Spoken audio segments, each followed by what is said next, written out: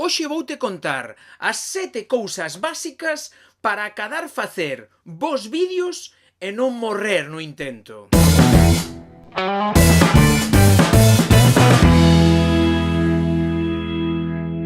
Ben, ante todo dicirche que estes pasos non van por orde, non están ordeados por orde de preferencia. Primeiro, As túas ideas son o teu valor. E é que son algo que ninguén máis ten. As túas ideas son túas. O primeiro que tes que ter é unha idea. Vaya estupidez, precisarei unha cámara ou... Non quere dicir que estés obrigado a guionizar e apuntar todo canto se che ocorre. Ás veces a idea toma anos en desenvolverse e outras veces pois toma microsegundos, porque cando te queres dar conta xa estás grabando.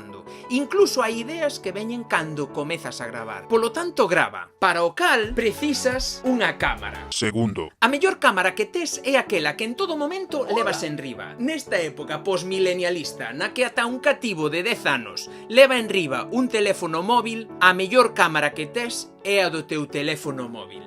Créeme. terceiro, Cuida o audio. Se un vídeo non está en foco, pero a persoa que o fala escoítase ben, é soportable. Se a persoa que está a falar á cámara non mira a ela máis que 23 segundos ao longo dos case 5 minutos de duración do vídeo, pero se escoita ben, tamén é aturable. Mais ao contrario, non hai quen o remate de ver. Creo que me expliquei ben clariño co tema do audio. O mismo sucede cos efectos de son. E a música, Fran? Calma, todo chega. 4, As fotos e vídeos fanse con luz. De feito, isto non sería o mesmo con toda esta luz que sen luz. O que me rodea, eses granuliños que vedes nesta ampliación de aquí, chámase ruído digital. O que fan as cámaras digitais, nestes casos, é incrementar a sensibilidade do seu sensor. Vamos, seguro que oíchedes falar da ISO, pois é iso. Isto era sin luz. Isto é con luz. E isto é con máis luz.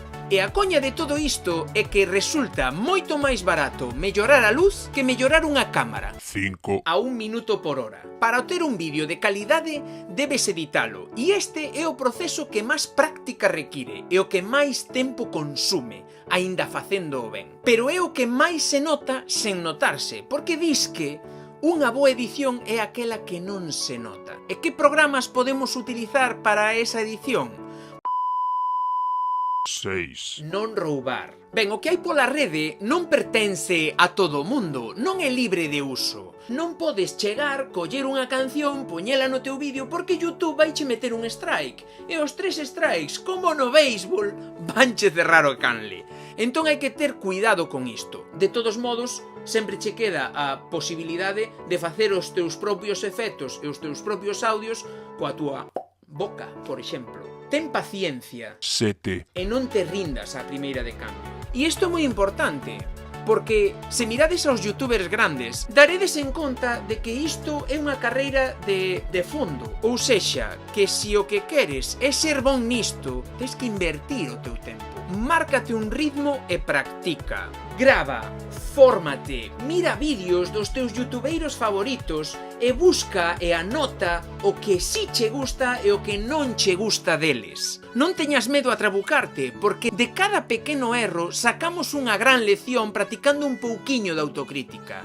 Grava, edita, practica e verás cando botes a vista atrás a hai un ano, verás que eres mellor. E diso é do que se trata. No seguinte vídeo debullarei cada un destes 7 fundamentais e contareiche algún truco máis que os que me contaron no seu día as mellores youtubeiras que temos en San Sadurniño. Deixovos aquí a etiqueta. Considera suscribirte e déixame aquí abaixo nos comentarios si queres que che explique algo especial que fixen. Podesmo deixar nos comentarios ou nas miñas redes sociais. Alobeira Today no Instagram, Vivo na Lobeira en Facebook e @lobeira en Twitter. Non había máis nomes para coller, menos mal que non cheguei a ter outra.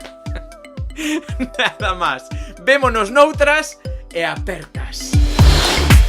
Will you go?